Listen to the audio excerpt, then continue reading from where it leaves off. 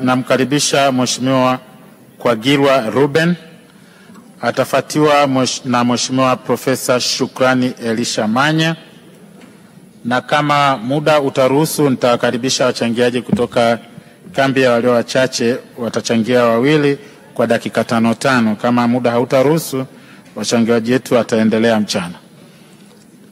Nakushukuru sana Mheshimiwa Mwenyekiti.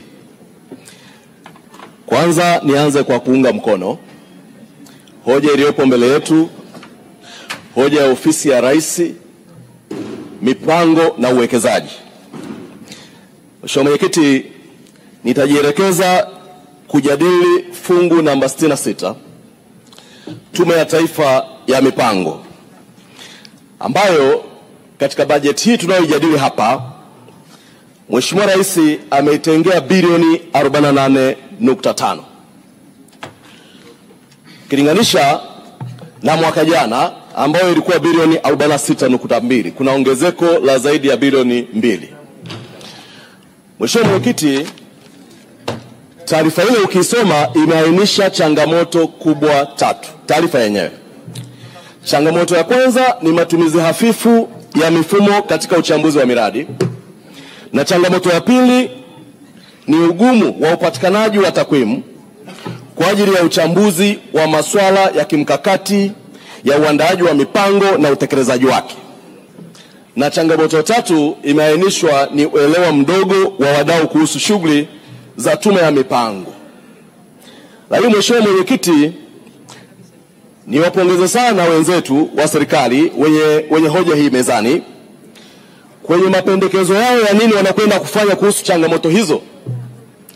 Pendekezo la kwanza, wamesema watakwenda kuwekeza kwenye tehama, teknolojia.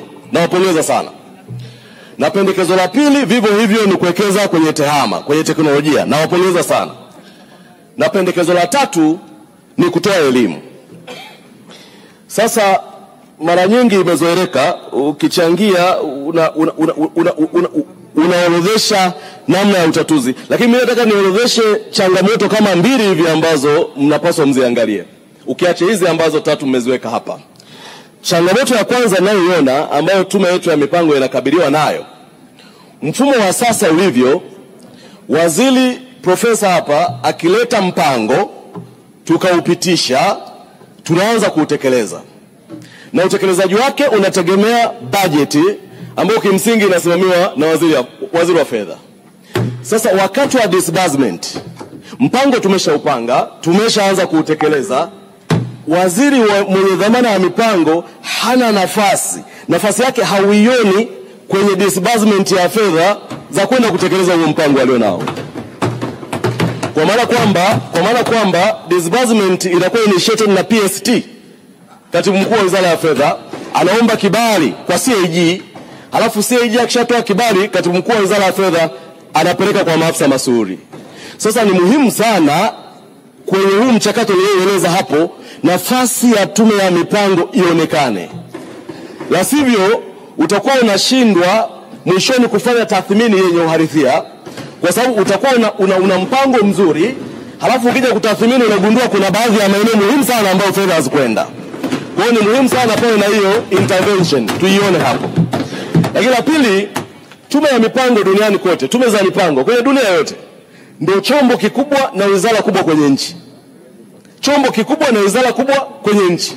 Na hata kwetu ndivyo ambavyo Mheshimiwa Rais ameleta hapa sheria tukaiandika hivyo, kwamba tume hii ya mipango, kwa maana wizara hii ya mipango na uwekezaji kwenye eneo la mipango, ndio chombo kikubwa ndani ya nchi yetu kwenye kusimamia masuala ya mipango na hatima ya taifa letu kwa miaka mingi ijayo.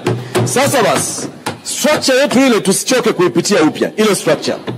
Kwa ukubwa huo ni kila mara ninajaribu kuangalia ile sheria tunayoitunga kwamba tuna structure yenye idara 7 na vitengo 8.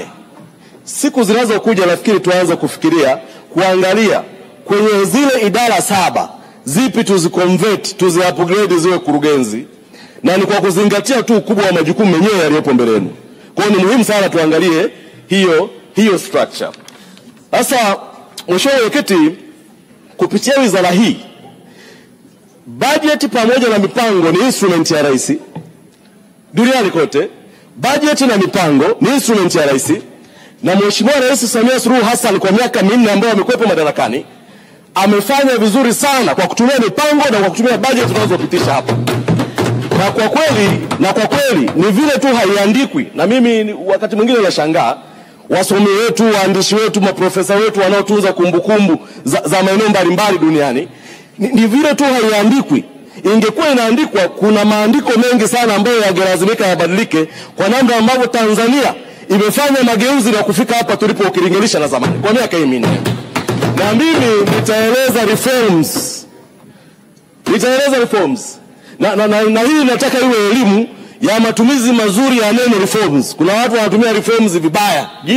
Jina neno reforms wanalitumia vibaya. Nitaeleza reforms ambazo Mheshimiwa Rais Samia Suluhu Hassan kupitia mipango ambayo tunaifanya hapa ameitekeleza ndani ya miaka hii 4 na kuifanya Tanzania kuwa na ramani tofauti kwenye ulimwengu na dunia nzima. Ukiangalia kwa mfano, mifano michache sana.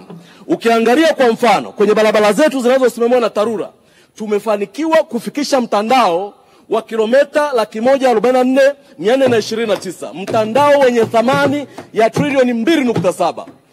Zunguka kwenye nchi nyingi za Afrika. Sio vizuri kuingiza kwenye hasadi kwa kuzitaja nchi hizo. Zunguka nchi nyingi za Afrika utagundua tumewaacha kwa mbali sana. Kwa mbali sana.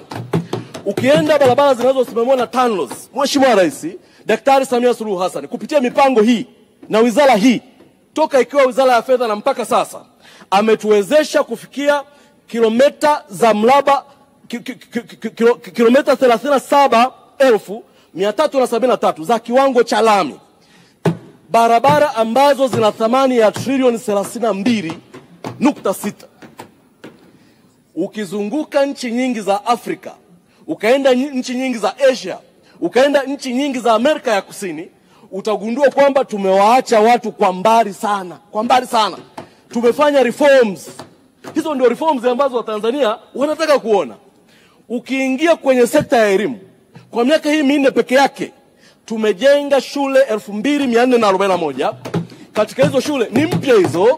Katika hizo shule 1042 ni za sekondari na shule 1399 ni shule za msingi. Hizo ni reforms kubwa tumezifanya ndani ya miaka 4 na chini ya uongozi wa Daktari Samia Suluhu Hassan. Zunguka Afrika nzima utagundua kwamba tumewaacha kwa mbali sana kwenye eneo hilo. Lakini ipo SGR ambayo kila tukisimama hapa tunajivuna kama Watanzania kuwa na jambo kubwa kama lile, jambo ambalo hata nchi za Ulaya zinalimulika kwa tochi. Nchi za Ulaya SGR tulionao pale, mapinduzi makubwa na mageuzi makubwa, reforms ambazo zinatokana na mipango thabiti hii ambayo tunajadili hapa. Kwa hiyo mimi nitataka nitolee eneo jingine na nilieleza kwa urefu kidogo na nikitolea mifano ya jimboni kwangu. Eneo jingine ambalo Mheshimiwa Rais amefanya Tanzania ikawa kwenye ramani tofauti kabisa duniani ni eneo la afya. Ndani ya miaka hii 4 ambayo amekuwepo madarakani, ameweka trilioni 1.3. Trilioni 1.3 zimefanya kazi zifuatazo kwa nchi nzima, majimbo yote Tanzania. Zimejengwa hospitali 129 kwenye halmashauri mbalimbali. Zimekarabatiwa hospitali kongwe 48 ikiwepo hospitali ya Handeni mjini ambayo sasa hivi iko pale. Lakini vimejengwa vituo vya afya 367 nchi nzima, kikiwepo kituo cha afya Kwedinguzu kule Malezi, kituo cha afya chenye hadhi sawa na hospitali ya wilaya. Mambo haya hayakuwahi kuwepo na haya ni mapinduzi makubwa na ndio reforms zinazotakiwa kuzungumziwa.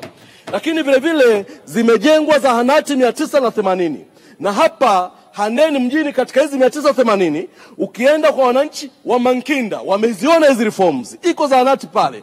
Ukienda kwa Dizando, ukienda Bangu, kwa Ruala, zipo zahanati pale. Ukienda Hedi, ukienda kwa Diseni pale Msasa, ukaenda kwa Baya, kwa Sindi, kote huko Mheshimiwa Daktari Samia Suluhu Hassan amefanya reforms za kutosha. Sasa hiyo ndio reforms. Ndio reforms inayotakiwa kuzungumza. Ukijiona unazungumza reform isiyohusu haya mambo, wewe unapoteza muda. Unapoteza muda na kwa kweli ni vyema mtu wakajitathmini. Pale Handeni mjini hatukuwahi kuwa na X-ray kwa miaka hiyo 5 iliyopita. Daktari Samia Suluhu Hassan ameleta X-ray ya kisasa. X-ray ambayo hata ukitoroka hapo ukasema unaenda kutibiwa India, utaikuta hiyo na specifications hizo.